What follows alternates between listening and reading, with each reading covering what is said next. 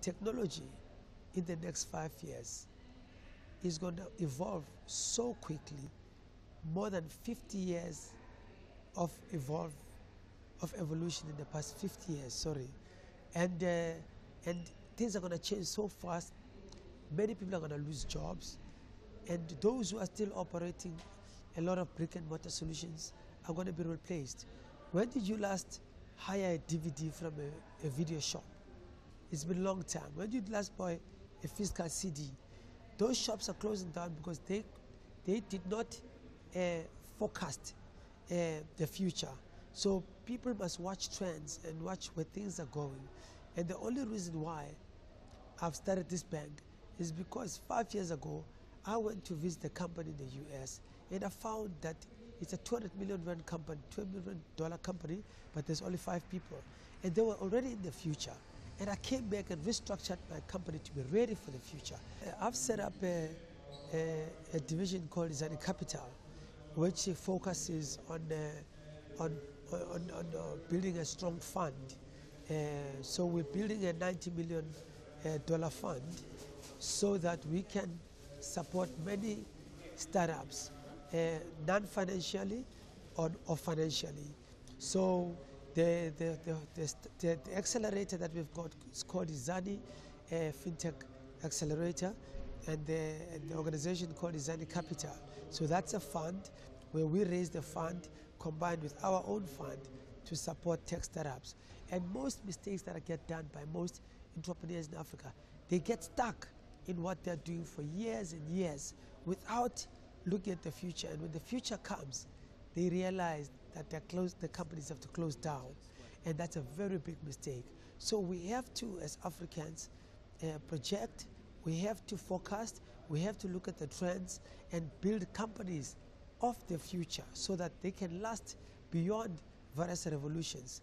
The fourth industrial revolution is going to cause chaos because there's so much changes, and the mobile space is creating a huge opportunity for entrepreneurs also to become, for local and African entrepreneurs to be global entrepreneurs. So it's very, very important that they realize that now Africa is no longer isolated. It's now part of a global playground. Alibaba is making a lot of money and is based in China, but it's impacting the world globally, and the scalability of such has become so global that it even beats other countries and other companies in the US that started way before it. So companies that are bricks and mortar, they are stuck where they are. But companies that are tech-based, because of their scalability, their value increases far more in a far shorter space of time than the bricks and mortar companies. For us, it was mostly about getting in touch with the networking capacity Seedstars offers. And just the media coverage we've had ever since we won the Rwandan chapter has been tremendous. We've had access to potential investors approaching us. We had very good meetings over here, and that's without counting the tremendous amount of information and the teaching that we're being given during this period. More than 20 of the investors we spoke to, they want social or businesses with a social element to it as opposed to only commercial SMEs. So you have a chance. So how do you fit in your narrative into maybe the brick and mortar entrepreneurs that are still there, still making money, as opposed to these tech ones that have just come? There's something we've got to discover during this entire process is that a lot of companies struggle to reach the customers. The advantages of having a brick and mortar physical location takes that away.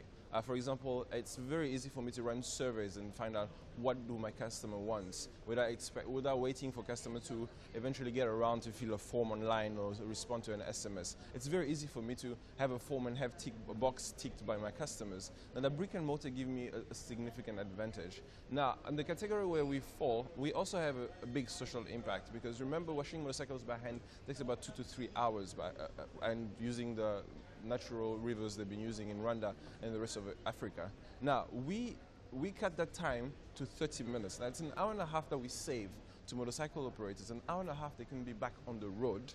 So we increase the earning capacity, and that has a big socio-economical impact to the lives of motorcycle operators in Rwanda and the rest of Africa. I'm curious about how long Pikiwash will stay in the game. You of all people know this, most businesses burn out after 1 to 2 years because they're not able to forecast how trends will be. But so what's the end game for Pikiwash? What's the next step? What will it evolve into? It's a very good question, and it's a question we've been keeping in mind since the very beginning. Now you have to understand that operating one side of Pikiwash can be quite demanding. Always my personal experience, but also because it was being developed. Now, operating 10 of them, as you can imagine, will be 10 times as hard, which is why we've been working on a franchise model that will have us help and empower entrepreneurs in the regions and the markets we're going to be approaching, and give them a fully operational business model that will have them make an income and generate an income almost instantly, and then probably we will make a small margin on top. So by developing a franchise model after having solidified the business model of Pikiwash, it will help us not only expand at much faster rates, but also ensure that the business model is sustainable and solid enough to go on for generations to come. How long do you take before you move on maybe to another region or to another product or to another service? Do you blast them all out at once and try to go all at it given the capital you've been given, or do you wait for a certain part of the business to come to fruition, then you move on? How does it work? Well, having the advantage of being the sole owner, I kind of make the own decisions, but also, of course, we are limited by the financial capacity we have, but also you have to understand that we have a very simple customer base. It's very easy to try out a new product or a new service. That we've tried 2 services that we scrap out, but we also, by popular demand of our customers, introducing a helmet cleaning service. We're also having, we're looking into having a small mechanical workshop where we're going to be doing minor mechanical repairs. So the expansion of new products and new location is more of a fill of guts, but also it's also tapping into the ease to get information back from our customers. We can approach them very easily and tell them, listen, what do you need? Oh, I change my spark plugs once a week. I'm like, okay, doesn't hurt to have a stock available. And what area works for you? Oh, if you can go to Nyamirambo, Mombasa has a lot of motorcycles. It's that kind of information and feedback from our customers that helps us make decisions and expansion on new products and new locations. I can't let you go without asking, if you step out and come to the investor part, which element of Pikiwash would you invest in? That's a very good one. The environmental aspect is very important because you have to understand that our governments and municipalities are more and more conscious about the damages that can be caused to the environment by services like washing motorcycles and cars, which is why in Kigali it's very difficult for you to open a car wash or motor wash without thinking of a smart way of managing water. Now, you find that the municipality of Mombasa and Nairobi are exactly the same. I was shocked to find out that the presidency of Benin is going to be rolling up a program that is going to be sensitizing people more into thinking ecologically in every business they approach. Now, when Pikiwash comes in and says, listen, we recycle 75% of the water, and the water we throw away is free of chemicals or soap, it is definitely the best, the most attractive function Pikiwash has for investors, and we've been pushing that agenda since the beginning. What's the largest misconception people have about Pikiwash? That it will be as easy to do the same thing for cars. Exactly. Which brings it to the point, because a lot of people have asked, is there going to be a car wash? Absolutely. So listen, it's been something everybody I've been talking to about Pikiwash has been asking me, what's next for cars? Now you'll be glad to hear that we've been working on a concept, but you have to understand that the technology that comes with the water management of the large quantity of water you will use when washing cars is a different game. Now we've done a lot of research. I'm glad to say that we're very close to implementing a new model in Kigali, in the process of acquiring land actually. We have a good potential funder for a pilot project. It will be one of those drive-through wash and go cars that will have you wash, absolutely.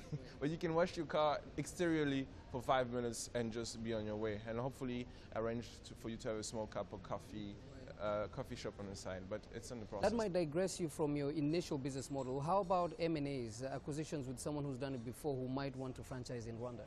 I do understand, and it's something we've taken into consideration, but you have to understand that the way Pikiwash is set up right now, it runs itself. Now, I've set up a very interesting system and trained my guys that can allow me to be in Maputo for a week without being there every day. Now, it takes a bit of follow-up when I want to expand the business or a new location, true, but it really runs itself. And I don't think it will really distract me by expanding into car wash, for example. Now, the acquisition model works, but I find it's easier to start it from scratch. And then once you've developed a proper model, the franchise model is really something I'm working hard on, because not only it will help me expand and probably focus on other projects, but also the importance of empowering entrepreneurs and business people and creating more entrepreneurs out there is really something that is close to my heart. When pitching to investors, what is the valuation of Pikiwash currently? Well, that's quite interesting. Now, I've been struggling quite a bit with the valuation of Pikiwash, to be honest, because of the potentiality and the future markets we want to enter.